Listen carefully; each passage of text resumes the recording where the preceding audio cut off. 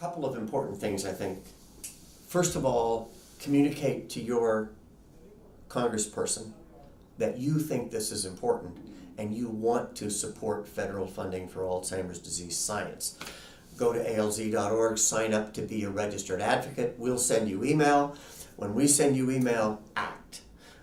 Last year in December in the federal budget, we got a new $350 million to the baseline of the National Institute of Aging Alzheimer's Science portfolio. This was a 62% increase over previous funding levels. This is part of how we're going to get there. Right now, as you're talking to me, we're asking Congress for an additional $400 million in the next round of budget. It's made it through the Senate committee. We need to get it in the House version. We got to keep working on this. It happens when people let their elected officials know this is important to them. That's one thing.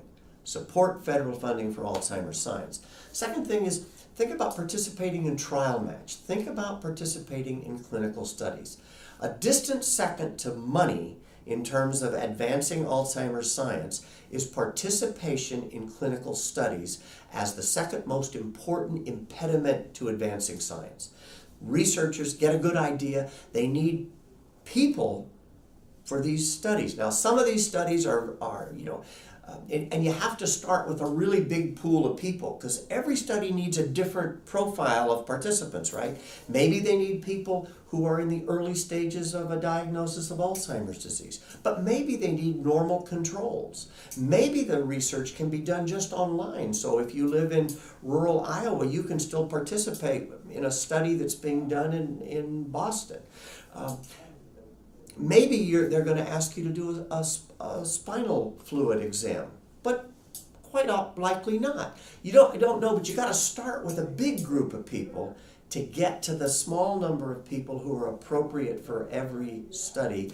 And so it takes a lot of people expressing interest. So I would say to people, go to Trial Match, sign up, see if you can help with this.